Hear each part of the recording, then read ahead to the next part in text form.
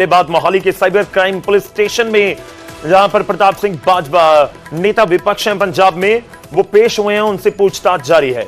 उनकी तरफ से एक 32 ग्रेनेड वाली स्टेटमेंट दी गई थी, उसको लेकर ये पूछताछ की जा रही है। बाजवा और उनके वकील पुलिस स्टेशन के अंदर मौजूद हैं। पुलिस ने बाकी कांग्रेस के, पंजाब कांग्रेस के नेता जो पहुंचे हुए थे, उनको अंदर जाने की इजाजत नहीं दी। Mohali cyber crime police station के बाहर कांग्रेस की तरफ से सड़क पर ही प्रदर्शन किया जा रहा है और इन प्रदर्शनकारी नेताओं में जो कांग्रेस के पंजाब के बड़े नेता हैं, अध्यक्ष राजा वड़िंग और सांसद रंधावा चन्नी सहित सभी कांग्रेसी धरने पर बैठे हुए हैं। बाजवा से पूछताछ तक होने तक, जब तक पूछताछ जारी है तब तक ये विरोध प्रदर्शन जारी रहेगा। ये राजा वड़िंग की तरफ से कहा गया है। तस्वीर आपको दिखा रहे हैं अब से कुछ समय पहले की, जब बाजवा अंदर गए हैं अपने वकील के साथ, हालांकि पूरे लाम लश्कर के साथ पूरे कांग्रेसी आप कह सकते हैं कि लीडर और वर्कर वहां पर पहुंचे थे कि बाजवा के साथ वो अंदर जाकर पूछताछ में साथ रहेंगे, लेकिन ना तो किसी वर्कर को अंदर जाने दिया गया और ना ही जो बाकी के उनके बड़े नेता थे उनको भी अंदर जाने की इजाजत नहीं दी गई।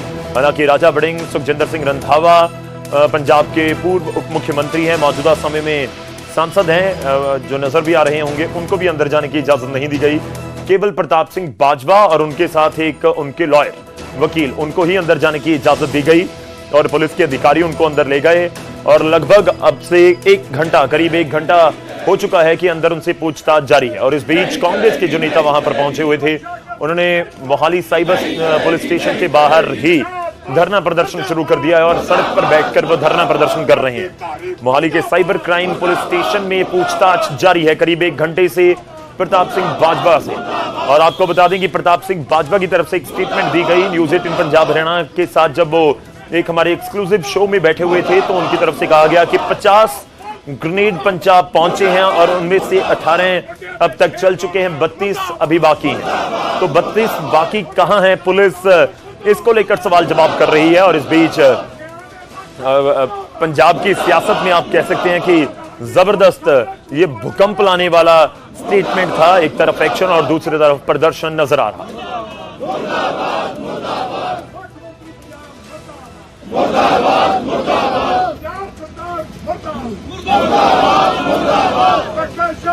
तो ये मोहाली से लाइव आपको तस्वीरें दिखा रहे हैं जहां पर राजा वड़िंग इस समय मौजूद हैं और उनके साथ उनके समर्थक आपको नजर आ रहे होंगे। कांग्रेस के नेता, कांग्रेस के वर्कर वहां पर पहुंचे हुए हैं और पूछताछ अंदर कितनी देर चलती है और कितनी देर प्रताप बाजवा से क्या सवाल किए जाते हैं, बाहर आके प्रताप बाजवा क्या कुछ बोलते हैं, उसके ऊपर भी सबकी नजरें सीधे तौर पर बनी हुई हैं।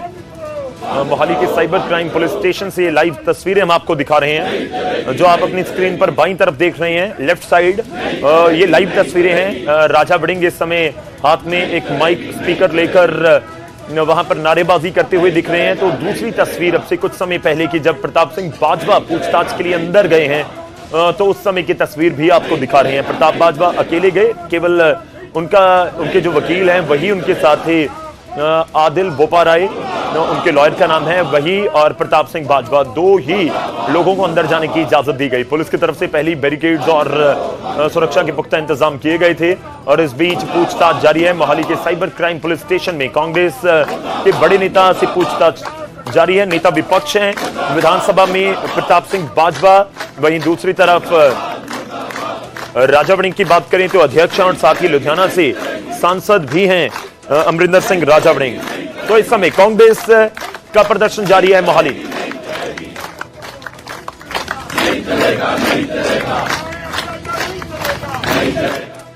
तो एक मोहाली में पूछताछ जारी है कांग्रेस के एक बड़े नेता से और एक दिल्ली में पूछताछ जारी है और नाम है रॉबर्ट वाड्रा। जी हां, ये कांग्रेस का एक बहुत बड़ा नाम है। लैंड स्कैम केस में रॉबर्ट वाड्रा से पूछताछ, ईडी दफ्तर में वाड्रा से पूछताछ की जा रही है। स्काईलाइट हॉस्पिटैलिटी से ये जुड़ा हुआ पूरा मामला है। स्काईलाइट हॉस्पिटैलिटी पर धोखे का आरोप है, साजिश रचने का, जालसाजी करने का भी आरोप है। 1 सितंबर 2018 को यह दर्ज हुआ था केस। तौरू निवासी सुरेंद्र शर्मा की शिकायत पर स्काईलाइट हॉस्पिटैलिटी पर धोखे का आरोप लगा और उसके बाद ये केस आगे बढ़ रहा है। रॉबर्ट वाड्रा पहुंचे हुए हैं और उनसे पूछताछ जारी है। आपको बता दें कि मामले में हुड्डा को भी आरोपी बनाया गया है। पूरा मामला क्या है वो भी आपको बता दें। कंपनी ने 2008 में ओंकारेश्वर प्रॉपर्टी से जमीन खरीदी। गुड़गांव के शिकोपुर में लगभग 3.5 एकड़ जमीन खरीदी गई थी।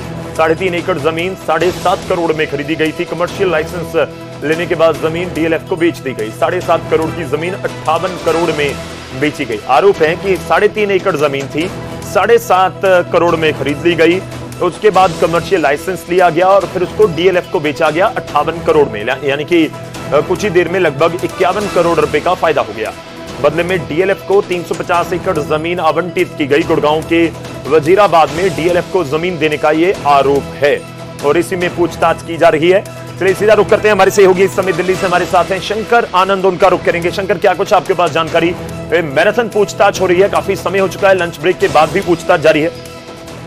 निश्चित तौर पर देखिए, जिस तरह से रॉबर्ट वाड्रा की अगर बात करें तो आज रॉबर्ट वाड्रा को पूछताछ का ये दूसरा समन भेजा गया था। इससे पहले 8 अप्रैल को पहला समन भेजा गया था और उस वक्त में हालांकि रॉबर्ट वाड्रा 8 तारीख को पूछताछ की प्रक्रिया में शामिल होने नहीं आए, लेकिन आज वो पूछताछ की प्रक्रिया में शामिल होने आए।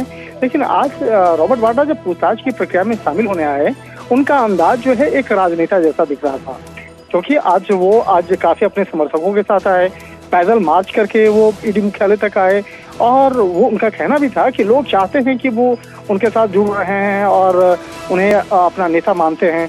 तो कहीं कहीं वो वाली एक फीलिंग जो है वो देखने को मिली। दूसरी तरफ देखा जाए जांच एजेंसी की तफ्तीश की अगर बात करें तो इस मामले में तफ्तीश की जो प्रक्रिया साल 2018 से चल रही है और इस मामले में पिछले कुछ दिनों के पहले ही कुछ सर्च ऑपरेशन की कार्रवाई को अंजाम दिया गया था। सर्च ऑपरेशन के दौरान में कई महत्वपूर्ण सबूतों को इकट्ठा किया गया था, कई अन्य आरोपियों से पूछताछ हुई। तो कहा जा सकता है कि उन्हीं तमाम पूछताछ की जो प्रक्रिया को पूरा किया गया था और इस मामले में जो सर्च ऑपरेशन की कार्रवाई हुई थी तो उस दौरान में कुछ नए एविडेंस निकल के सामने आए थे। उसी के मामले में पूछताछ के लिए रॉबर्ट वाड्रा को सम्मन भेजा गया और रॉबर्ट वाड्रा और उनकी कंपनियों से जुड़े हुए तमाम जो इनपुट्स हैं और तमाम जो संदिग्ध ट्रांजेक्शंस हैं उनके बारे में आज पूछताछ के लिए उन्हें सम्मन भेजा गया है।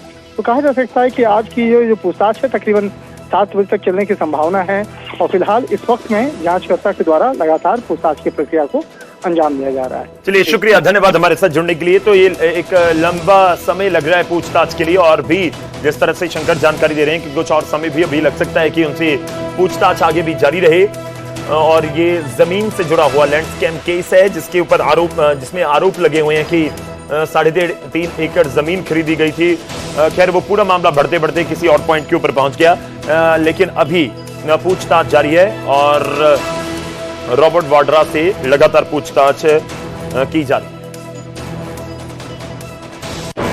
आज आपको पूछताछ के लिए आज बुलाया गया है, ये क्या कहना है आपका?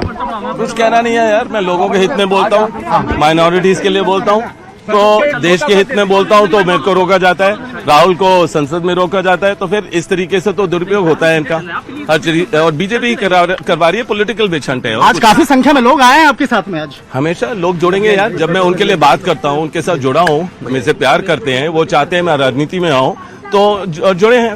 तो आज एक कहें कि एक राजनेता रॉबर्ट वाड्रा आज आए हैं, बहुत अच्छी बात है।